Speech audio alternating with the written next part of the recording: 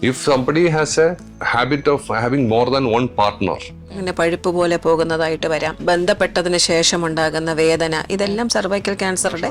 എൻ്റെ ഒരു പ്രോസ്റ്റേറ്റ് പേഷ്യന്റിന് ഇപ്പം 102 വയസ്സ് കഴിഞ്ഞിരിക്കുകയാണ്.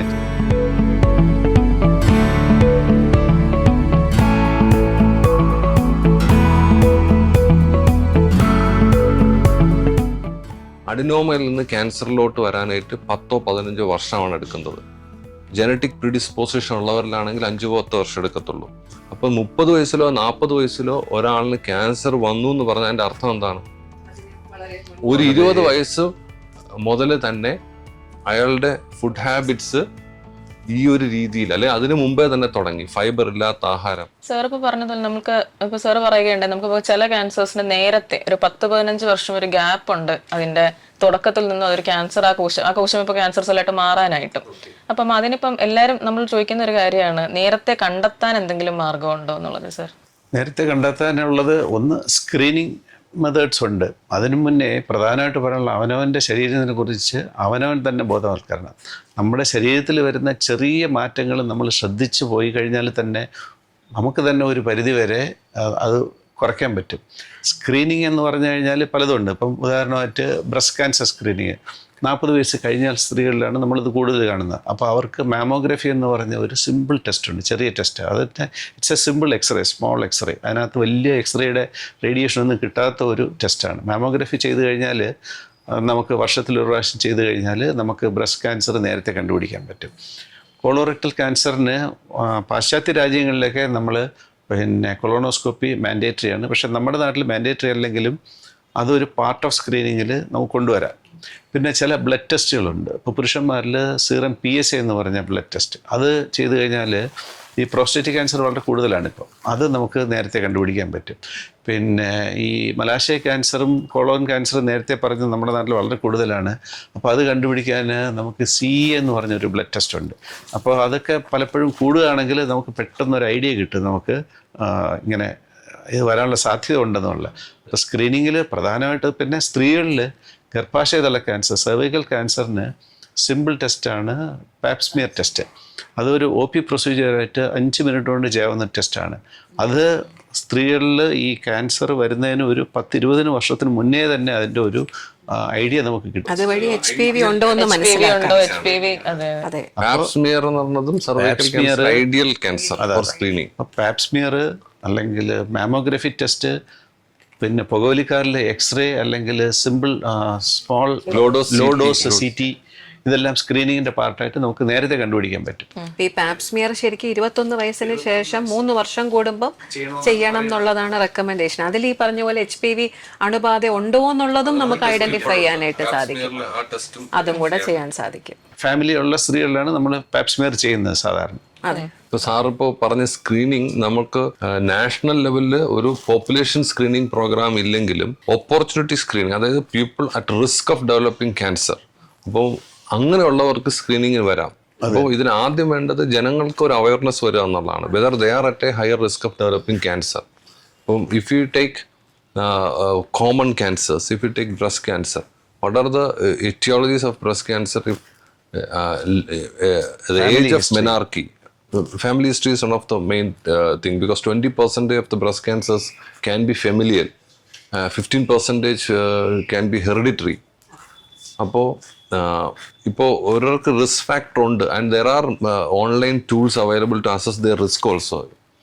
അപ്പോൾ അതിൽ നമുക്ക് പിന്നെ മെനാർക്കി വരുന്ന ഏജ്, കല്യാണം കഴിച്ച പ്രായം, ആദ്യത്തെ കുട്ടി ജനിച്ച പ്രായം, എത്ര വയസ്സ് വരെ ആ കുട്ടികളെ ബ്രസ്റ്റ് ഫീഡ് ചെയ്തു, എത്ര വയസ്സിൽ പിന്നെ ആർത്തവ വിരാമം വന്നു, ആർത്തവ വിരാമത്തിന് ശേഷം അമിതവണ്ണം ഉണ്ടോ, ഫാമിലിയിൽ ഇതിനു മുമ്പ് ആർക്കെങ്കിലും ബ്രസ്റ്റ് ക്യാൻസർ വന്നിട്ടുണ്ടോ, ഇതിനു മുമ്പ് അവരുടെ ബ്രസ്റ്റിൽ നിന്ന് എന്തെങ്കിലും ബയോപ്സി എടുത്ത് പരിശോധിച്ചിട്ടുണ്ടെങ്കിൽ അതിൽ എന്താണ് റിസൾട്ട് വന്നിരിക്കുന്നത്.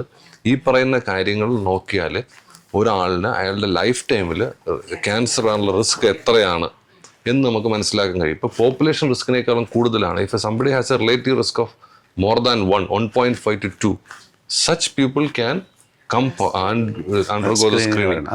Similarly, cervical cancer comes only from human to human. If somebody has a habit of having more than one partner, or they think that their partner may have a Promiscuity. Promiscuity. They are at a higher risk of getting this HPV. Such persons can come and start screening because it's a completely preventable cancer. And curable cancer. Curable cancer, because HPV, once it infects, it takes another 15-20 years to become malignancy. cancer. പിന്നെ മറ്റൊരു കാര്യം എന്ന് പറഞ്ഞാൽ HPV ഒരിക്കൽ വന്നു എന്ന് പറഞ്ഞാൽ അത് തന്നെ ക്യാൻസർ ആവണമെന്നില്ല. പലപ്പോഴും HPV ഇൻഫെക്ഷൻ അസിംറ്റമാറ്റിക് ആയിരിക്കും, അത് തന്നെത്താൻ അത് ഇല്ലാണ്ടാവുകയും ചെയ്യും. ഇമ്മ്യൂണിറ്റി നല്ലതാണെങ്കിൽ അത് റിസോൾവ് ചെയ്യും. പക്ഷെ പിന്നെയും വീണ്ടും HPV പേഴ്സിസ്റ്റ് ചെയ്താലാണ് അത് ക്യാൻസറസ് ആയി മാറാനുള്ള സാധ്യത. CIN 1, 2, 3, and every stage we can intervene and prevent. Okay. So that's the importance of opportunity. അതുപോലെ തന്നെ colorectal cancer.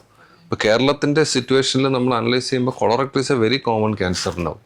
If there is a family history, family means 2 types of family histories there. One is hereditary. There is a mutation in the gene which is inherited from parents. Up to 5 to 10% can be hereditary. The other is familial. Familial means the cancer is sporadic. It is due to the environmental risk factor. But the same family members share the common habits. Their eating patterns, their food habits are same. So atmosphere, everything same. So they are at a high risk of developing the colorectal cancer. If a person in a family they have a person with the colorectal cancer, it's better at least 10 years before. അപ്പം ഒരാളുടെ cancer, ഒരാളുടെ ഫാമിലിയിൽ cancer വന്നത് 60 വയസ്സിലാണെങ്കിൽ ആ ഫാമിലിയിലെ മറ്റുള്ളവർ 50 വയസ്സാകുമ്പോൾ എന്ത് ചെയ്യാം? അവർക്ക് വന്ന് സ്ക്രീനിങ് ചെയ്യാം. ഇപ്പൊ കൊളോണോസ്കോപ്പി ചെയ്തില്ലെങ്കിലും ഒരു സ്റ്റൂൾ ഒക്കൾട്ട് ബ്ലഡ് ടെസ്റ്റെങ്കിലും ചെയ്ത് നോക്കുക. വളരെ സിമ്പിൾ ആണ്. മലം എടുത്ത് കൊടുക്കുക, പരിശോധിക്കുക, ബ്ലഡ് ഉണ്ടോ എന്ന് നോക്കുക. പിന്നെ അതുപോലെ തന്നെ ഈ മലാശയ ക്യാൻസർ പറഞ്ഞ പോലെ അതിൻ്റെ മെയിൻ സിംറ്റം എന്ന് പറഞ്ഞാൽ സ്റ്റൂളിൽ ബ്ലഡ് കാണുന്നതാണ്. പലപ്പോഴും ഹെമറോയിഡ്സ്, പൈൽസ എന്ന് പറഞ്ഞിട്ട് ചെറിയ ചികിത്സയിൽ, നാട്ടുപുറത്ത് ചെറിയ ചികിത്സ വെച്ച് കുറച്ച് നാളത് എങ്ങനെ അങ്ങ് പോകും. പിന്നീടാണ് നമ്മളുടെ അടുത്ത് എത്തുമ്പോൾ അതൊരു അഡ്വാൻസ് സ്റ്റേജിൽ കാണുന്നത്. അപ്പം അങ്ങനെയൊക്കെ ചെറിയ സിംറ്റംസ് കണ്ടു കഴിഞ്ഞാൽ തന്നെ നമ്മളൊരു ഡോക്ടറെ അടുത്ത് പോയിട്ട് digital rectal examination, simple test ആണത്. ഒരു ടെസ്റ്റ് എക്സ്പെർട്ട് ചെയ്ത് കഴിഞ്ഞാൽ തന്നെ പെട്ടെന്ന് നമുക്കൊരു ഐഡിയ കിട്ടും. അത് തന്നെ കൊളോണോസ്കോപ്പി അതിന് ശേഷം ചെയ്താൽ മതി. ഇങ്ങനെ നമ്മളൊരു മനസ്സിൽ ഇതിനൊരു സംശയം വെച്ചാൽ തന്നെ ഒരു പരിധിവരെ നമുക്ക് നേരത്തെ കണ്ടുപിടിച്ച് കറക്റ്റ് ചികിത്സ ചെയ്യാൻ പറ്റും. ഇപ്പം ശരിക്കും ഏർലി ഓൺസെറ്റ് കൊളോറക്ടൽ ക്യാൻസർ എന്നൊരു ടേം തന്നെയുണ്ട്. 50 വയസ്സിന് മുന്നേ ഇത് വന്നു കഴിഞ്ഞാൽ അതിന് തന്നെ സെപ്പറേറ്റ് ആയിട്ടുള്ള റിസ്ക് ഫാക്ടേഴ്സും അതിന് സെപ്പറേറ്റ് ആയിട്ടുള്ള പഠനങ്ങളും എല്ലാം നടന്നുകൊണ്ടിരിക്കുന്ന സമയമാണ്. നമ്മുടെ OP തന്നെ നോക്കിക്കഴിഞ്ഞാലും ഈ ഏജ് ശരിക്കും കുറഞ്ഞു വരുന്നതായിട്ടാണ് കാണുന്നത്.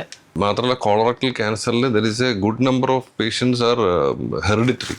HNPCC കോമൺ ആണ് അവർക്ക്, and it's more curable also. It's A curable disease now. അതെ, ഇപ്പൊ ഫാമിലി ഹിസ്റ്ററി വെച്ച് തന്നെ ഹൈ റിസ്ക് ആൾക്കാരെ നമുക്ക് നമ്മളിപ്പോൾ എല്ലാവർക്കും ഇപ്പം പറഞ്ഞ പോലെ അഡ്വാൻസ്ഡ് ക്യാൻസേഴ്സ് ആണെങ്കിലും ഏർലി ഓൺസെറ്റ് ആണെങ്കിലും ഈ മ്യൂട്ടേഷൻ സ്റ്റഡി മസ്റ്റായിട്ട് ചെയ്യിക്കാറുണ്ട്. മ്യൂട്ടേഷൻ സ്റ്റഡി ഐഡന്റിഫൈ ചെയ്താൽ ഇപ്പോൾ പ്രത്യേക ഒരു മ്യൂട്ടേഷൻ ഐഡന്റിഫൈ ചെയ്താൽ ഫാമിലി മെമ്പേഴ്സിൻ്റെ അടുത്ത് അവർക്കും ഇതേ മ്യൂട്ടേഷൻ ഉണ്ടോ എന്ന് നോക്കാൻ സാധിക്കും. അങ്ങനെ നമുക്ക് കൃത്യമായ സ്ക്രീനിങ് കൊടുക്കാൻ സാധിക്കും, നേരത്തെ ക്യാൻസർ കണ്ടെത്താൻ. ഇങ്ങനെയെല്ലാം ഇപ്പം ക്യാൻസർ പണ്ടത്തെ പോലെയല്ല, ഒരുപാട് ട്രീറ്റ്മെന്റും പ്രിസിഷൻ ഓങ്കോളജിയാണ് ഇപ്പം. സാർ ഇപ്പൊ പറഞ്ഞതുപോലെ ഇപ്പൊ മലാശയ ക്യാൻസറിന് നമ്മളിപ്പം മലത്തെ കൂടെ ബ്ലഡ് പോകുന്നത് അത് അതിന്റെ ഒരു ലക്ഷണമാണ്. അതുപോലെ സർ ബ്രസ്റ്റ് ക്യാൻസറിനും അല്ലെങ്കിൽ ഇപ്പൊ സർവൈക്കൽ ക്യാൻസറിനും എന്തായിരിക്കും അതിന്റെ ലക്ഷണങ്ങൾ? ഇപ്പൊ ബ്രസ്റ്റ് ക്യാൻസറിന്റെ കൂട്ടത്തിൽ വളരെ യുണീക്ക് ആയിട്ടുള്ള ഒരു ക്യാൻസറാണ്. കാരണം ക്യാൻസറിന്റെ പ്രധാന ലക്ഷണം എന്ന് പറയുന്നത് ഒരു മുഴയാണ്. അത് ബ്രസ്റ്റ് ആണെങ്കിൽ വളരെ സൂപ്പർവിഷ്ഡ് ആയിട്ടുള്ള ഓർഗനാണ്, തൊട്ട് നോക്കിയാൽ തന്നെ അറിയാൻ പറ്റുന്നതാണ്. 2 സെന്റിമീറ്റർ വലിപ്പം ഒരു ട്യൂമറിന് വരികയാണെങ്കിൽ അത് നമുക്ക് തൊട്ട് നോക്കിയാൽ അറിയാൻ പറ്റും. ഈ മുഴയുടെ ഒരു പ്രത്യേകത എന്ന് വെച്ച് കഴിഞ്ഞാൽ മുഴയ്ക്ക് വേദന ഉണ്ടാവുകയില്ല, പെയിൻലെസ് ലംബ്. അതാണ് ബ്രസ്റ്റ് ക്യാൻസറിൻ്റെ ഏറ്റവും പ്രധാന ലക്ഷണം. മോസ്റ്റ് കോമൺ ഏജ് എന്ന് പറയുന്നത് 40-നും 60 വയസ്സിനും ഇടയിലാണ്. അപ്പോൾ ഈ പ്രായത്തിൽ സ്ത്രീകളിൽ വേദന ഇല്ലാത്തൊരു മുഴയുണ്ടെങ്കിൽ അത് ക്യാൻസർ അല്ല എന്ന് ഉറപ്പുവരുത്തേണ്ട അത്യാവശ്യമാണ്. കാരണം ഈ പ്രാരംഭഘട്ടത്തിൽ ബ്രസ്റ്റ് ക്യാൻസർ കംപ്ലീറ്റ് ആയിട്ടും ചികിത്സിച്ച് ഭേദമാക്കാൻ പറ്റുന്ന ഒരു രോഗമാണ്. ബട്ട് ഈ 2 സെന്റിമീറ്ററിൽ നിന്ന് ഇതിനടുത്ത സ്റ്റേജിലോട്ട്, 2 സെന്റിമീറ്റർ ആകുമ്പോൾ സ്റ്റേജ് 1 ആണ്, 2 നിന്ന് 4-5 സെന്റിമീറ്റർ വരെ ആകുമ്പോഴേക്കും സ്റ്റേജ് 2 പോകും. ആ ഒരു സ്റ്റേജിലോട്ട് പോകുന്നതിന് ക്യാൻസറിൻ്റെ സ്വഭാവം അനുസരിച്ച് തീവ്ര സ്വഭാവമുള്ള ക്യാൻസർ ആണെങ്കിൽ 2 മാസം മതിയാവും. ലഘു സ്വഭാവമുള്ള ക്യാൻസർ ആണെങ്കിൽ 3 മുതൽ 6 മാസം കൊണ്ട് അടുത്ത സ്റ്റേജിലോട്ട് പോകും. അപ്പോൾ മുഴ കണ്ടെത്തി ഡോക്ടറെ അടുത്ത് എത്താനുള്ള സമയം ആണ് ഇതിൽ ഏറ്റവും ഇമ്പോർട്ടൻറ്റ് ഫാക്ടർ. എത്രയും പെട്ടെന്ന് ഡോക്ടറെ അടുത്ത് എത്തുകയാണെങ്കിൽ ബ്രസ്റ്റ് ക്യാൻസർ മുഴ അല്ലാതെയും കുറച്ച് സിംറ്റംസ് നമ്മൾ കാണുന്നുണ്ട്. അഡ്വാൻസ്ഡ് ക്യാൻസേഴ്സിൽ പിന്നെ ബ്രസ്റ്റിലെ നിറം, തൊലിയുടെ നിറം മാറാം, ചുവപ്പ് കളറിൽ വരാം, നീര് വരാം, കക്ഷത്ത് കയലകൾ വരാം. ഇനി ദൂരോട്ട് സ്പ്രെഡ് ചെയ്യുകയാണെങ്കിൽ നടുവേദന വരാം, സീഷേഴ്സ് വരാം, ലങ് ചുമ വരാം. അതെല്ലാം നാലാമത്തെ സ്റ്റേജിൽ വരാം. പക്ഷേ ഈ ഏർലി ആയിട്ട് കണ്ടുപിടിക്കുന്നത് പ്രധാനപ്പെട്ടായിട്ട് വേദനയില്ലാത്ത മുഴകൾ, പിന്നെ മുലഞ്ഞെട്ടിൽ നിന്ന് ചിലപ്പം ബ്ലഡ് പോലെ ഡിസ്ചാർജ് വരും, പിന്നെ അങ്ങനത്തെ അതാണ് ഏർലി സ്റ്റേജിൽ കണ്ടത്. ബാക്കിയെല്ലാം അഡ്വാൻസ് സ്റ്റേജ്. അതെ. അതിനകത്ത് വേറൊരു കാര്യം, ഇത് നമ്മൾ മനസ്സിലാക്കാനായിട്ട് എല്ലാവരും മനസ്സിലാക്കേണ്ട ഒരു കാര്യമാണ്. മറ്റൊരു കാര്യം, എല്ലാ ബ്രസ്റ്റിലെ മുഴയും ക്യാൻസർ അല്ല. അത് മനസ്സിലാക്കേണ്ടതും ഇമ്പോർട്ടൻ്റ് ആണ്. ഇപ്പം നമ്മൾ ആ ഒരു ചെറുപ്പക്കാരിൽ വന്നു കഴിഞ്ഞ ഈ ഫൈബ്രോ അഡിനോമ അല്ലെങ്കിൽ ഫൈബ്രോസിസ്റ്റിക് ഡിസീസ് എന്നുള്ള ഡിസീസസും ബ്രസ്റ്റിൽ വരാം. അപ്പൊ എല്ലാ മുഴയും ക്യാൻസർ, അതെ, അതാണ് കോമൺ. അപ്പൊ പക്ഷെ നമ്മൾ ഡോക്ടറിനെ കാണണം, എന്താണെന്നുള്ളത് നോക്കണം. ഒരു മുഴ കണ്ടുപിടിച്ചാൽ അത് ക്യാൻസർ അല്ലെന്ന് ഉറപ്പുവരുത്തും. അതാണ് ഇമ്പോർട്ടന്റ്. ഇപ്പം അബ്സൊല്യൂട്ട് ടേംസിൽ പറഞ്ഞു കഴിഞ്ഞാൽ 100,000 ആൾക്കാരിൽ 15 പേരിൽ ബ്രസ്റ്റ് ക്യാൻസർ വരുള്ളൂ. ഇപ്പം തിരുവനന്തപുരത്ത് കേരളത്തിൽ 1 in 8 ആണ്. ഇപ്പം കൂടുതലാണ്. ടോട്ടൽ പോപ്പുലേഷനിൽ ഇപ്പം നമ്മളിപ്പോൾ തിരുവനന്തപുരത്ത് പോപ്പുലേഷൻ എടുത്തു കഴിഞ്ഞാൽ എത്രയാണ് നമുക്ക്? എത്ര ലക്ഷം ആൾക്കാരാണ് തിരുവനന്തപുരത്തുള്ളത്? 25 to 35 lakhs. അപ്പോൾ അതിൽ നമ്മൾ എടുത്ത് നോക്കിക്കഴിഞ്ഞാൽ 100,000 ആൾക്കാരിൽ 15 പേരിലെ ബ്രസ്റ്റ് ക്യാൻസർ വരുള്ളൂ. ബട്ട് ആ 15 പേരെ ഐഡന്റിഫൈ എന്നുള്ളതാണ് ഇമ്പോർട്ടൻസ്. ആ 15 പേരിൽ മൊത്തം പോപ്പുലേഷൻ എടുത്ത് നോക്കുമ്പോൾ നമുക്കൊരു കേരളത്തിൽ ഒരു വർഷം 4,000 മുതൽ 6,000 വരെ ബ്രസ്റ്റ് ക്യാൻസർ കേസസ് വരും. ആ ഇപ്പോഴത്തെ കണക്കനുസരിച്ച് 3-ൽ 2 കുറച്ച് ലേറ്റ് സ്റ്റേജിലാണ് വരുന്നത്. അതിനല്ലേ നമ്മൾ ഈ സെൽഫ് ബ്രസ്റ്റ് എക്സാമിനേഷൻ, അതിനെ കുറിച്ച് എന്താ പറയുന്നത്? സെൽഫ് ബ്രസ്റ്റ് എക്സാമിനേഷൻ അത് വളരെ ഇമ്പോർട്ടന്റ് അല്ലേ? നമ്മൾ സെൽഫ് ബ്രസ്റ്റ് എക്സാമിനേഷൻ നമ്മളിപ്പോൾ ഗൈഡ് ലൈൻസിൽ ബ്രസ്റ്റ് എക്സാമിനേഷൻ ഇല്ല. പക്ഷെ എന്നാലും നമ്മുടെ ഇന്ത്യ പോലത്തെ നമ്മുടെ ഈ രാജ്യത്ത് ഈ പറഞ്ഞ പോലെ സ്ക്രീനിങ് വ്യാപകമായി നടത്താത്ത സാഹചര്യങ്ങളിൽ നിർബന്ധമായും ബ്രസ്റ്റ് സെൽഫ് എക്സാമിനേഷൻ വേണം. അത് ശരിക്കും പീരിയഡ്സ് കഴിഞ്ഞ് 1 വീക്ക് കഴിയുമ്പോഴാണ് ബ്രസ്റ്റ് എക്സാമിനേഷൻ ചെയ്യേണ്ടത്. ബ്രസ്റ്റിന്റെ എല്ലാ ഭാഗവും ഈ നിപ്പിൾ ഏരിയയും 2 വീക്സ് ആ ഗ്യാപ്പിൽ തുടങ്ങിയത് മുതൽ 2 ആഴ്ച, അതെ 2 ആഴ്ചക്കകത്ത് ചെയ്യണം. അല്ലെന്ന് വെച്ചാൽ അല്ലെങ്കിൽ ആ ഒരു ഡെൻസിറ്റി വ്യത്യാസം വരും. അതുകൊണ്ട് നമുക്ക് പോലെ തോന്നാം.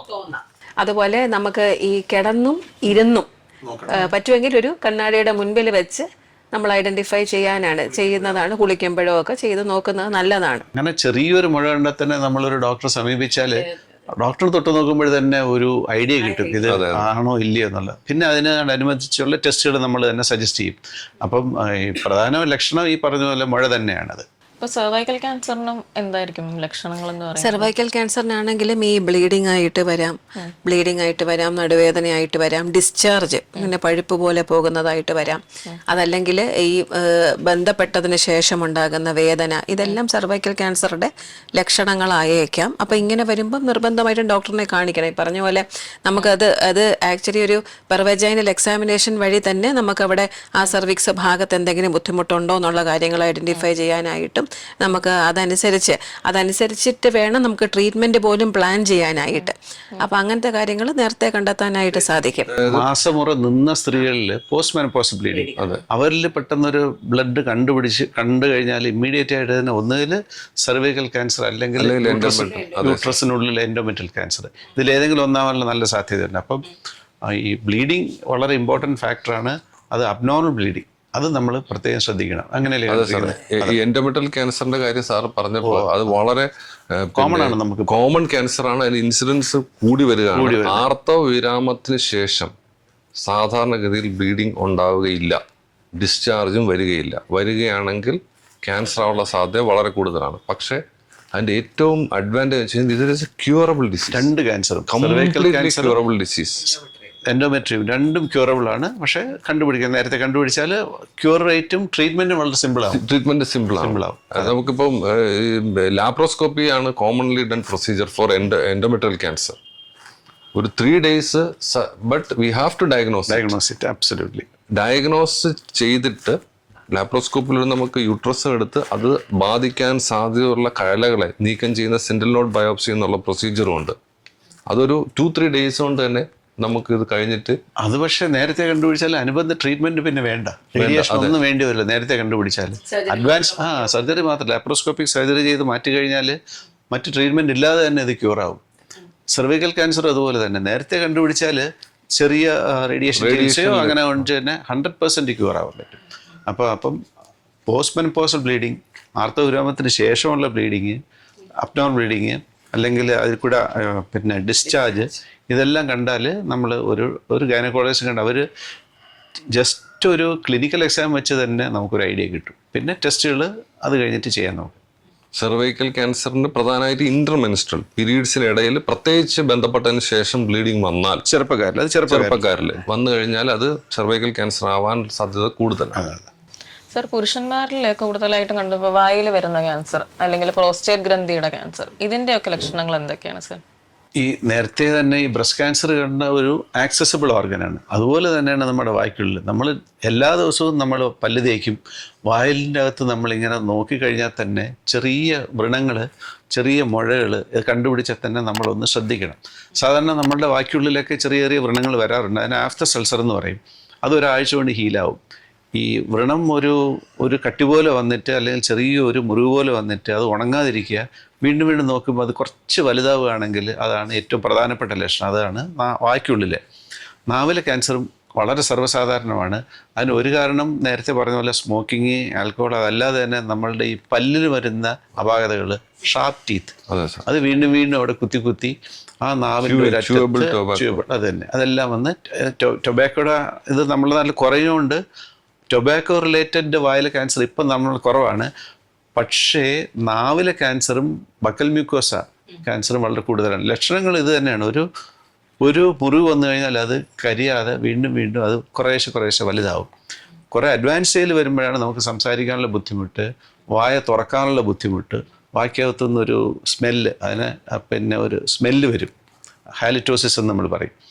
ഇതെല്ലാമാണ് പ്രധാന ലക്ഷണങ്ങൾ വായിലെ ക്യാൻസർ.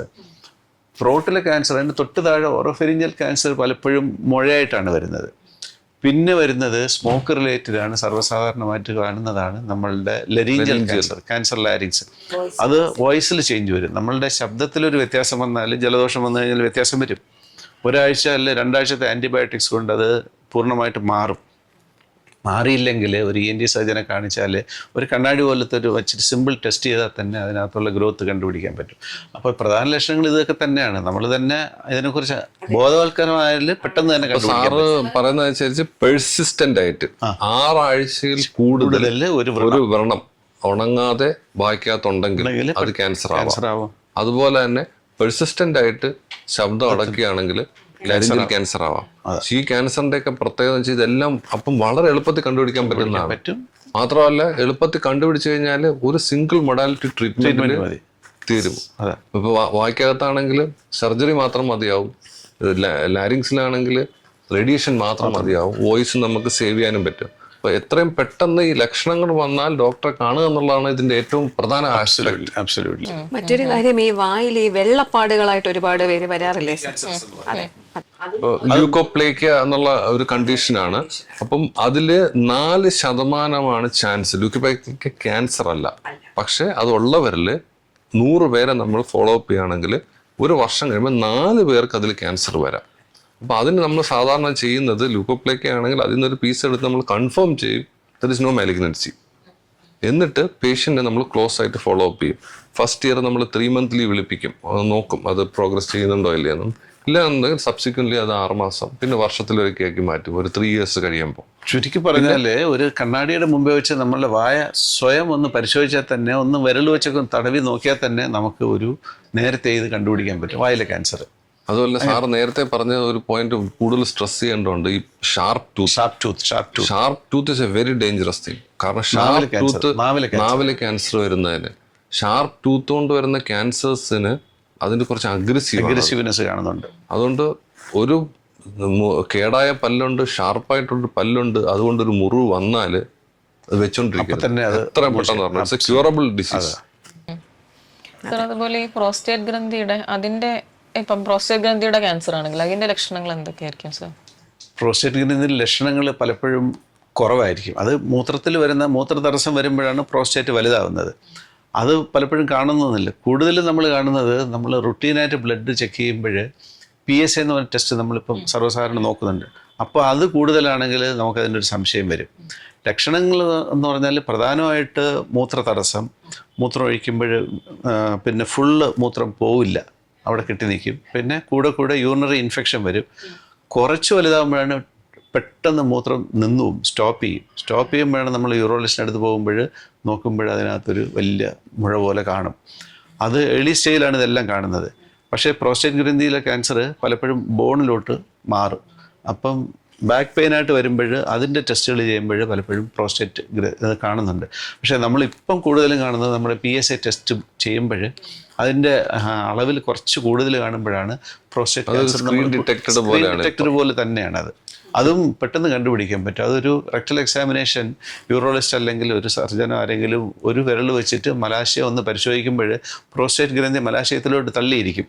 അപ്പോൾ അതിൻ്റെ ഒരു ഫീലുണ്ട്, അതിൻ്റെ ഹാർഡ് ഫീല് കിട്ടിയാൽ തന്നെ നമുക്ക് പെട്ടെന്ന് കണ്ടുപിടിക്കാൻ പറ്റും. അത് ഇതും ഈസിലി ചികിത്സിക്കാനും പറ്റും, ചികിത്സിക്കാൻ പറ്റും. അതിനിപ്പോൾ അഡ്വാൻസ്ഡ് സ്റ്റേജ് ആണെങ്കിൽ പോലും കീമോതെറാപ്പി ഇല്ലാതെ ഹോർമോണൽ ഏജൻസ് എല്ലാം വെച്ച് കൺട്രോൾ ചെയ്യാൻ സാധിക്കും. വളരെ ഈസി ആയിട്ട് ചികിത്സിക്കാം. പല ആൾക്കാരിലും അല്ലേ സാർ, ഇപ്പം വയസ്സായ ആൾക്കാരിൽ കാണുമ്പം പല ആൾക്കാരും ചികിത്സയ്ക്ക് മടിക്കുന്ന ഒരു എന്തിനാണ് ഇപ്പൊ ചികിത്സിക്കുന്നത്. അതെ അതെ അതെ പക്ഷെ വളരെ ഈസി ആയിട്ട് ചികിത്സിക്കാൻ പറ്റുന്ന ഒരു ക്യാൻസർ ആണ്. അതെ അതെ അതെ ആൻഡ്രോജനെ കട്ട് ചെയ്ത് കഴിഞ്ഞാൽ ഇൻസിഡന്റലായിട്ട് ഒരു സന്തോഷ വാർത്ത, എൻ്റെ ഒരു പ്രോസ്റ്റേറ്റ് പേഷ്യന്റിന് ഇപ്പം 102 വയസ്സ് കഴിഞ്ഞിരിക്കുകയാണ്. അവർക്ക് 95 വയസ്സിൽ വന്നതാണ്.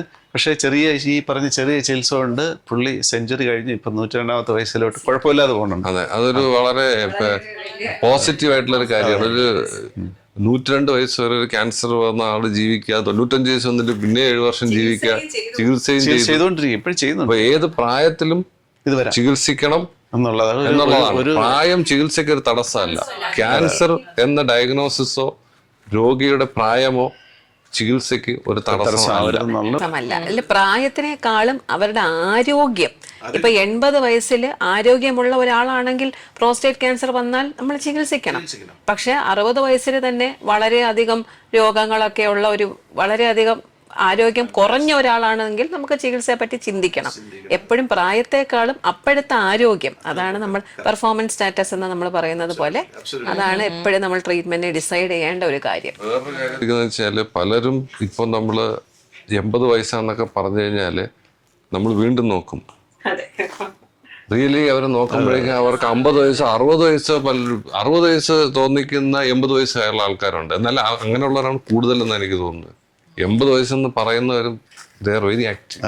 അവർക്ക് 60 വയസ്സിന്റെ പ്രായമേ തോന്നാറുള്ളൂ. ആണുങ്ങളിലും പെണ്ണുങ്ങളിലും ഒരുപോലെയാണത്. അത് ഒരു സൊസൈറ്റിയുടെ ഒരു പോസിറ്റീവ് ആയിട്ടുള്ള ഒരു സൈനാണ്. അതുകൊണ്ട് തന്നെയാണ് WHO ഇപ്പോൾ ഓൾഡ് ഏജിനെ പിന്നെ വീണ്ടും സബ്ഡിവൈഡ് ചെയ്ത് there is no old age now. Madam, അതുപോലെ തന്നെ നമുക്ക് വളരെ കോമൺ ആയിട്ട് ആൾക്കാർക്ക് മറുക് തൊലിപ്പുറത്ത് കാണുന്നത്, മറുകിന് എപ്പോഴാണ് നമ്മൾ ഭയക്കേണ്ടത്? അത് മറുകിന് നമ്മൾ പെട്ടെന്ന് മറുക് വലിപ്പം വെക്കുമ്പം, മറുക് ഇപ്പം എല്ലാവരുടെ ദേഹത്തും കാണും അല്ലെ, പെട്ടെന്നൊരു മറുക് വന്നു, ഉണ്ടായിരുന്ന ഒരു മറുകിന് പെട്ടെന്ന് വലിപ്പം വെച്ചു, സൈസ് കൂടി അല്ലെങ്കിൽ കട്ടി കൂടി, ഇങ്ങനത്തെ അവസ്ഥകൾ വരും. അല്ലെങ്കിൽ മറുകിൽ നിന്ന് ബ്ലീഡിങ് ഉണ്ടായി, അല്ലെങ്കിൽ അതിന്റെ കളറിന് വ്യത്യാസം വന്നു, അതിന്റെ പുറമേ ഉള്ള സിമെട്രി മാറി, അതിന്റെ പുറമേ ഉള്ള അവസ്ഥ മാറി, ഇറഗുലർ ഒക്കെ ആയി, ഇങ്ങനത്തെ സാഹചര്യങ്ങളൊക്കെ വരുമ്പോൾ പിന്നെ അതിനോടൊപ്പം മറ്റ് മില്ലിമീറ്റർ ആണ് പറയുന്നത്. അതിൽ 2 ടൈപ്പ് അല്ലേ നമ്മൾ മറിയിൽ കാണുന്ന ക്യാൻസറുകൾ? അതെ അതെ, സ്കിന്നിൽ കാണുന്ന ക്യാൻസേഴ്സ് നമ്മൾ മെലനോമ അതെ, ബേസൽ സെൽ കാർസിനോമയാണ്, വളരെ കുറവാണ്. മെലനോമ കാണാറുണ്ട്. BCC എന്ന് പറഞ്ഞാൽ ബേസൽ സെൽ കാർസിനോമ, അത് മുഖത്തൊക്കെയാണ് വരുന്നത്, അത് വളരെ കുറവാണ്. പക്ഷെ മെലനോമ കൂടുതലാണ്.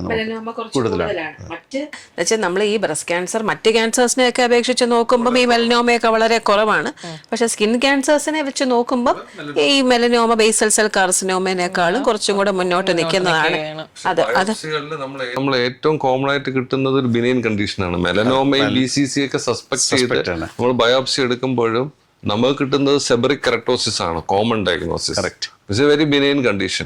The only thing 6 millimeter cross ചെയ്യുമ്പോഴേക്കും since there is a suspicion അത് ഡോക്ടറെ കണ്ടിട്ട് എടുത്ത് മാറ്റുന്നതാണ് നല്ലത്. മറയിൽ വരുന്ന പെട്ടെന്ന് വരുന്ന ചേഞ്ചസ് അതെ അല്ല എന്ന് വെച്ചാൽ പ്രധാനമായിട്ട് മറയിൽ വരുന്ന പെട്ടെന്ന് വരുന്ന ചേഞ്ചസ് അല്ല ഈ പറഞ്ഞ പോലെ ഈ ബ്ലഡ് വരിക അല്ലെങ്കിൽ അതിൽ വ്രണം ബ്ലീഡിംഗ് ഈസ് ആൻ ഓമിനസ് സൈൻ അത് തന്നെ.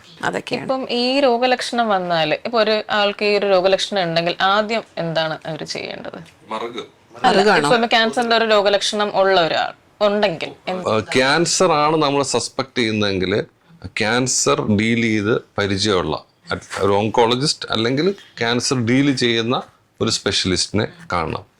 എന്നിട്ട് എല്ലാ ക്യാൻസറിനും ഒരു കോമൺ പാറ്റേൺ ഓഫ് ഡയഗ്നോസിലോട്ട് പോകുന്ന രീതിയാണ്. ഒന്ന് നമ്മൾ ഫിസിക്കൽ എക്സാമിനേഷൻ, രണ്ടാമത്തത് ഇമേജിങ്, എന്തെങ്കിലും തരത്തിലുള്ള ഒരു ഇമേജിങ് ചെയ്യണം. ഇപ്പോൾ ബ്രസ്റ്റ് ആണെങ്കിൽ മാമോഗ്രാം, പിന്നെ യൂട്രസ് ആണെങ്കിൽ നമ്മൾ MRI.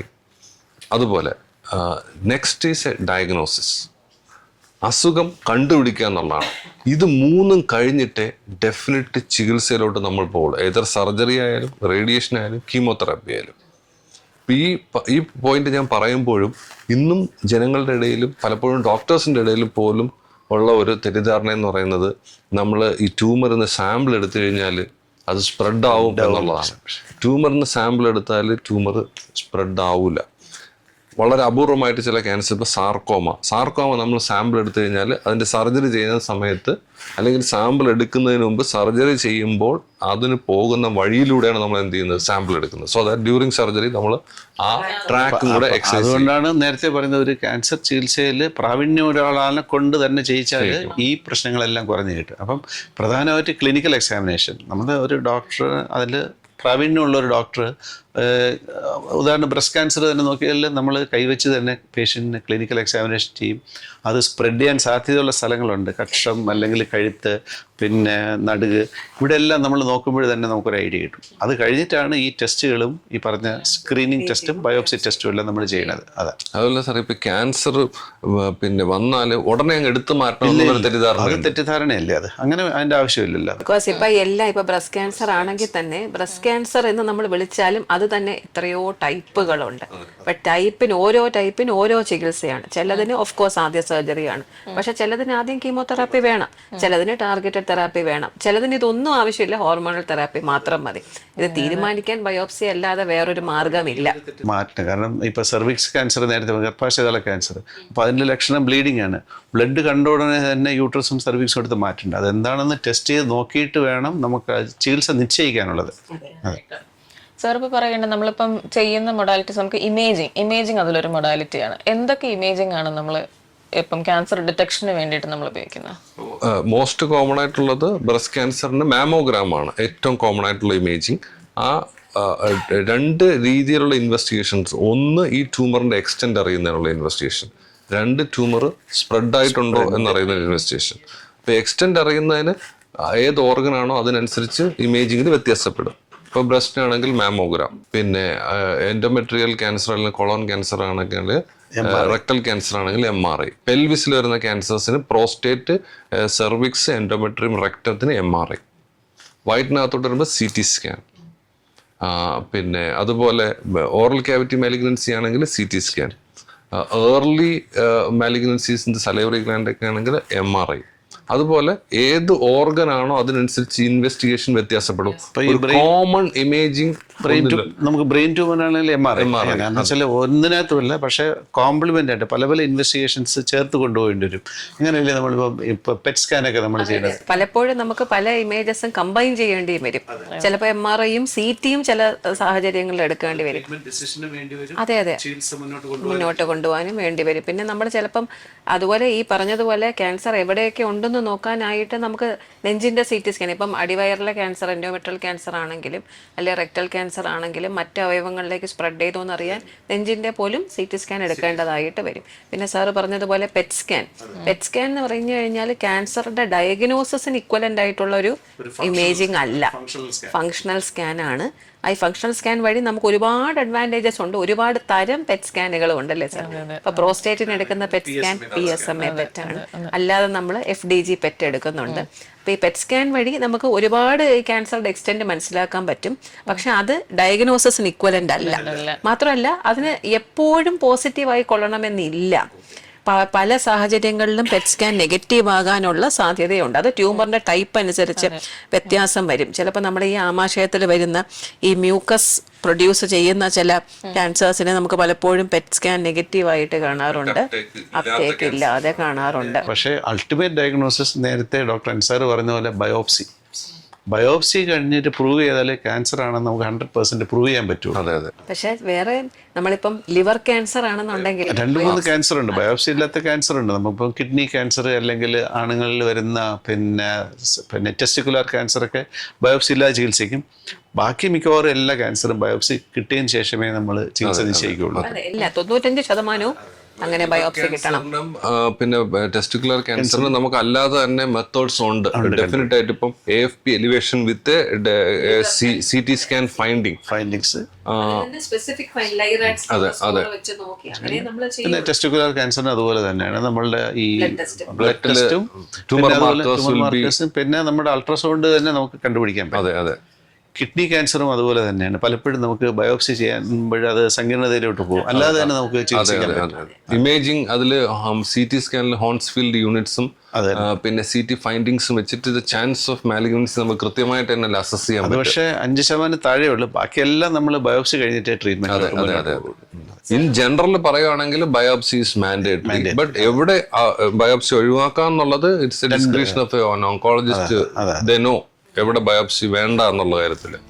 റേഡിയേഷൻ കൊണ്ട് മാത്രം 100% ചികിത്സിച്ച് മാറ്റാവുന്ന ധാരാളം ക്യാൻസറുകൾ ഇപ്പോഴുണ്ട്. അപ്പോൾ ബ്രസ്റ്റ് എടുത്താലേ ക്യാൻസർ മാറൂ എന്നുള്ളത് തെറ്റിദ്ധാരണയാണ്. അപ്പോൾ ബ്രസ്റ്റ് കൺസർവേഷൻ ചെയ്യുക എന്നുള്ളതാണ് ഇഫ് പോസിബിൾ 90% ആൾക്കാരിലും സേവ് ചെയ്യാൻ പറ്റും. ഓർമ്മയില്ലേ നമ്മുടെ മറ്റേ പേഷ്യന്റ്, ഡോക്ടറെ ഞാൻ കീമോതെറാപ്പി ഇന്നലെ എടുത്തു, പക്ഷെ ഇന്ന് എനിക്ക് ഒരു കുഴപ്പമില്ല. ഡോക്ടർ കീമോതെറാപ്പി തന്നെയാണോ എടുത്തത്?